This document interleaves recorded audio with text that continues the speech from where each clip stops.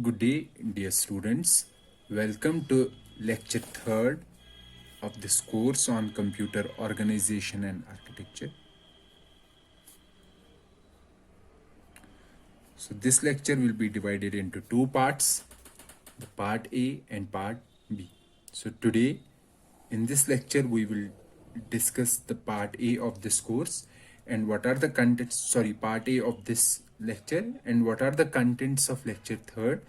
In this lecture we will discuss the instruction set architecture in great detail. What do we mean by instruction set architecture and what are the components associated with an instruction set architecture. Okay. We will also discuss some of the trade-offs,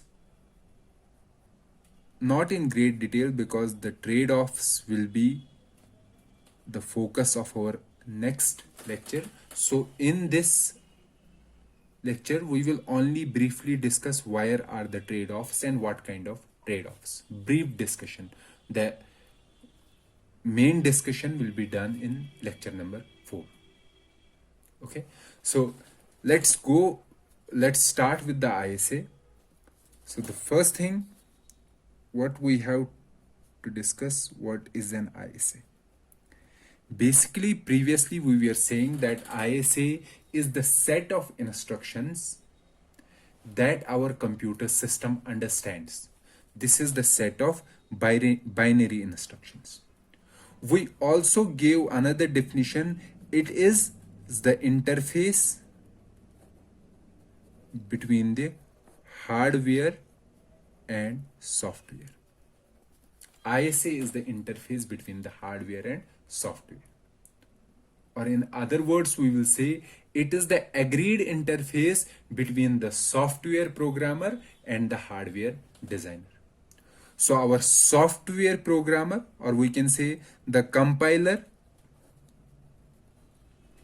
assumes that this is how our hardware works, and the hardware promises that it will execute whatever is there in the ISA.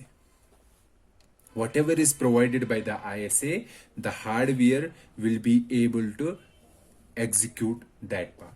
And software or compiler design, he will assume that the architecture is working according, or the computer system, the processor is working according to the ISA. And what is an ISA? ISA is the interface between the hardware and software. There are numerous components associated with the ISA, and one of the component is the instructions. The set of instructions executed by the hardware. This set of instructions is one part of the ISA. Commonly what we say that ISA is the set of instructions executed by our processor. But in reality, instruction set is one component of an ISA. There are many different assumptions, many different components in the ISA that together with this instruction set form the complete ISA, or form the complete architecture of the processor. And our software writer, for example, software writer may be a programmer who is designing a compiler. Let's say this software engineer wants to design a compiler for one particular ISA. Designing a compiler means that if it gets a high-level program, the compiler will convert that high-level program into instructions which belong to the instruction set of this ISA. Okay, so this software writer or software engineer who is designing the software or who is designing the compiler, that software engineer has to know about the ISA. Then only he can design the compiler. because he has to design the compiler in such a way that the final output should belong to this instruction set, ISA set. So he should know the ISA of the processor for which he is designing the compiler. That is why you may have seen that for every computer system we have a different compiler. Why there is a different compiler? Because for every computer system, if they have different instruction set architectures, for example, you have a computer system whose instruction set architecture is ARM, and another system is whose instruction set architecture or instruction set is x86, then the compiler which has been designed for x86 ISA won't work for a device which works some other ISA, which has some other ISA. Okay, so what I am saying that ISA is the agreed upon interface between the software and hardware, and one component of the ISA is the instruction set. We have to discuss all the components of the ISA and we will do that in much detail. Okay, and I am saying that software writer, whoever is writing the software, he should be aware about the instruction set architecture. Then only he can write the software for that particular computer system or for that particular processor. And the hardware designer takes this ISA, and based on this ISA he designs the processor, and this particular processor will be able to execute all the instructions which are in the instruction set of this ISA. Okay, and this particular implementation done by the hardware designers, particular implementation of ISA is called microarchitecture. And I have repeated in my previous lecture also that if I have an ISA, then there are multiple implementations possible. So there are multiple microarchitectures for one ISA. Okay, why there are multiple implementations? Because one hardware designer may choose one type of circuit, another hardware designer may choose another type of circuit. What I mean to say, for example, in an ISA there is an instruction add. Okay, and now I have to implement this add instruction in hardware. So if one of the designer chooses a simple adder to implement this add instruction, and some other hardware designer chooses a carry look ahead adder for carrying out this add instruction. So you have seen that for the same instruction there are two different implementations. So we can say that for one particular ISA there are multiple microarchitectures. And what kind of microarchitectures we should use? This microarchitecture, we have to do some trade-offs. For example, if we want to have higher performance,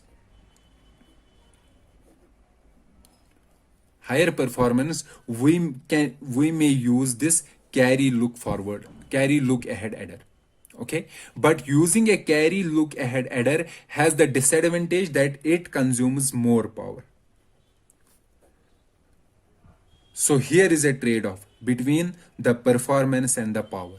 We want high performance, so we have to use carry look ahead adder, but it results in more power consumption. So choosing a particular implementation of an ISA, we have to choose what kind of parameter we want to optimize. For example, in this case, we wanted to optimize high performance. So we will have our microarchitecture likewise.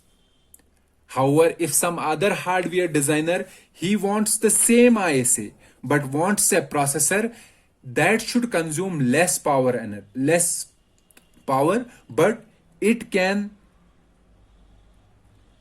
have less performance, then in that case it can use simpler adder which will result in less power consumption, but at the same time this has more delays and result in decrease in performance. So depending upon our implementation, we have to choose various trade-offs, and we have to decide what we want to optimize.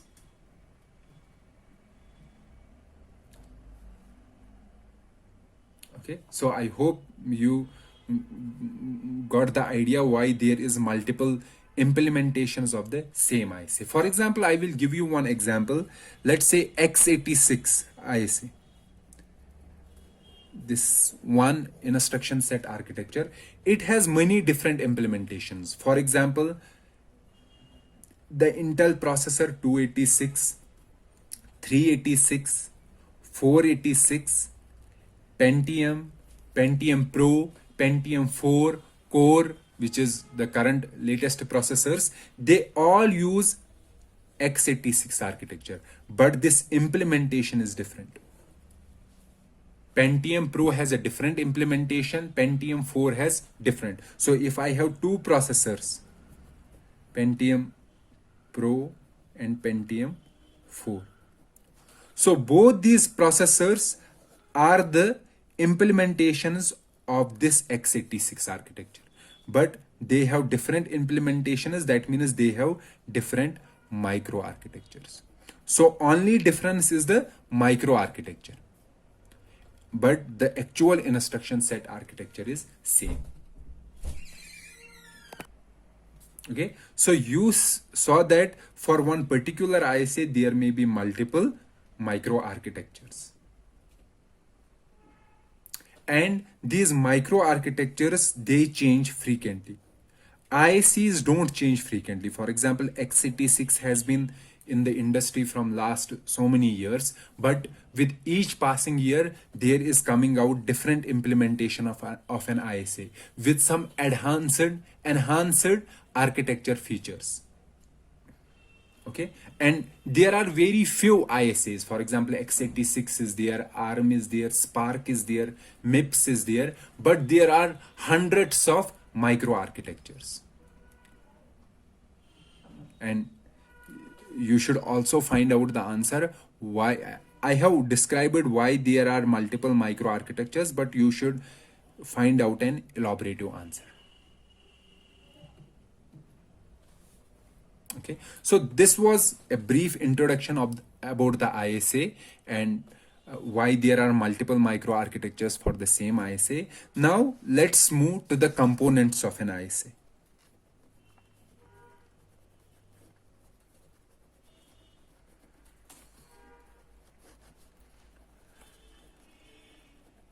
What are the different components?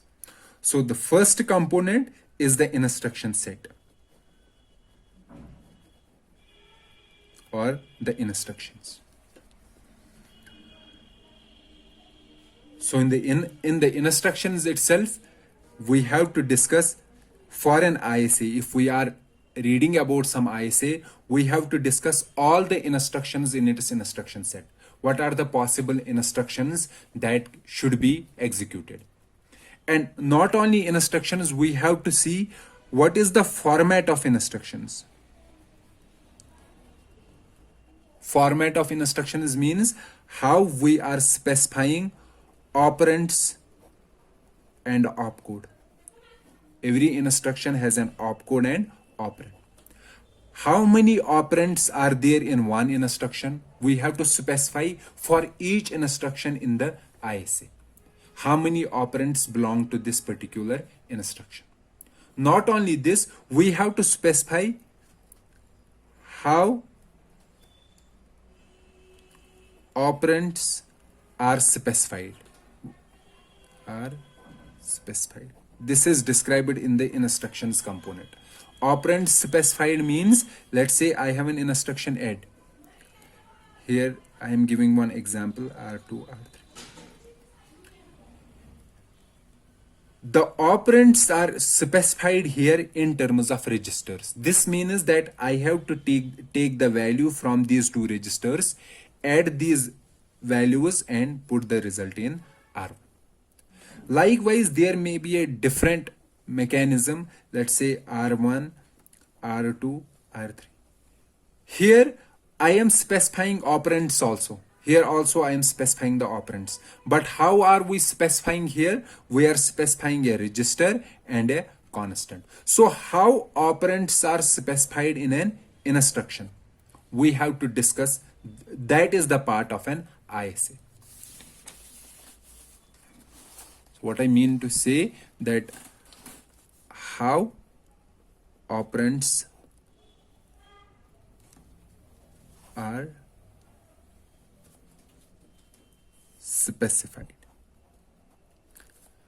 This is called how operands are specified in the instruction. This is called the addressing mode. Addressing mode says how are the operands specified in a particular instruction. Okay. Not only this, in the instruction component itself. So as I said, one, we have to learn about the instructions in the instruction component. Second, we have to learn about the opcodes. What are the possible opcodes? What is the addressing mode? How operands are specified? How many registers are there in the ISA? Or how many registers we expect in our final processor? Okay, so this all comes in the instruction component. So this was the first component. The second component is the memory. What kind of memory are we assuming in the ISA? Or say, what kind of memory we want in our final processor? What is the address space? Address space means how much memory it can support. What is the addressability? Addressability means how many bits are addressed by a single digit. For example, we have discussed in the previous lecture that in most of the cases we give address to 1 byte, not to a single bit, but instead we give to 1 byte. That is called byte addressable.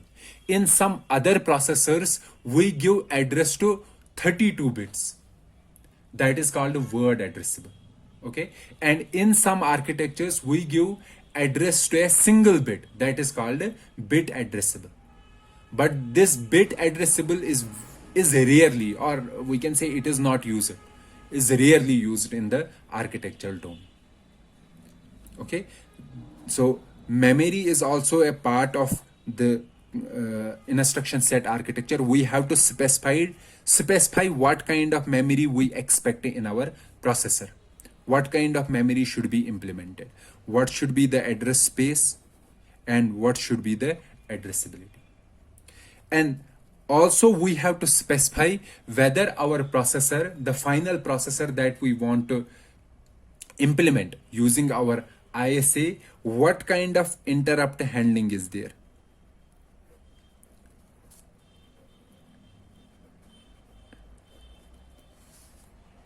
Okay, so let me go through other components quickly, because this won't be the part of this course. These are the higher concepts. If we go to the advanced computer architecture course, there we discuss the interrupt handling. But in this course also we will discuss interrupt handling in this course also, but later at the end of the course. Okay, so the other components is what type of memory management we expect, what type of thread management,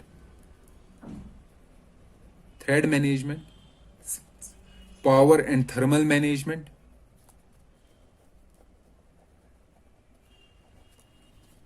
multi-threading.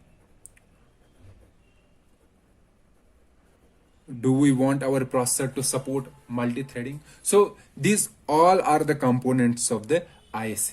There are many other components also, but the main focus in this course will be related to the instructions. What kind of instructions are there? How instructions are specified? How operands are specified into the instructions?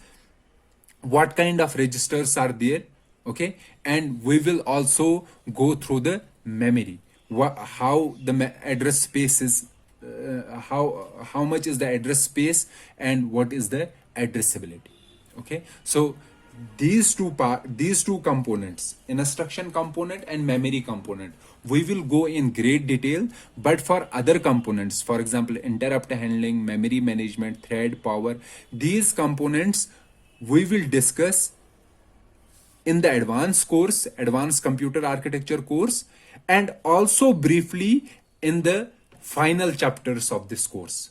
For example, when we go to the processor designing, pipelining, we will discuss briefly about these components of the ISA.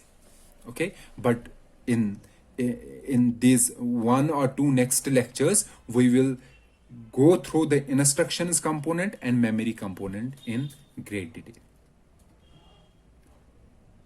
So these are the parts of ISA. So what is the part of microarchitecture?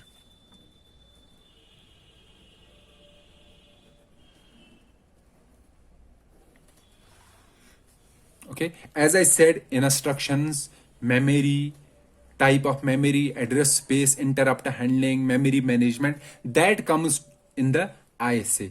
And what is there in the microarchitecture? Microarchitecture is the implementation of an ISA. Implementation of an ISA.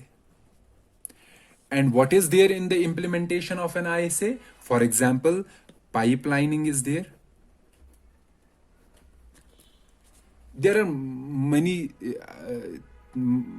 different things in the micro that comes under the microarchitecture. I will go through these terms here, but I know that you won't be able to understand them right now. But for completion, I am writing them here. So we will discuss these terms in great detail in the future lectures, but here I will briefly write down those. For example, speculative execution,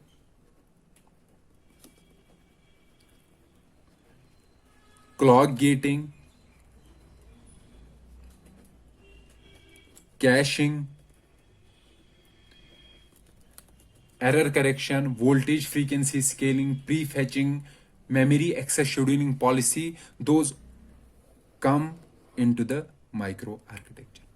So let's leave it here because this is not the right time to discuss these things. We will discuss these in detail in the future lectures. So currently what we will do, we will discuss the components of an ISA, the instruction component and memory component in great detail.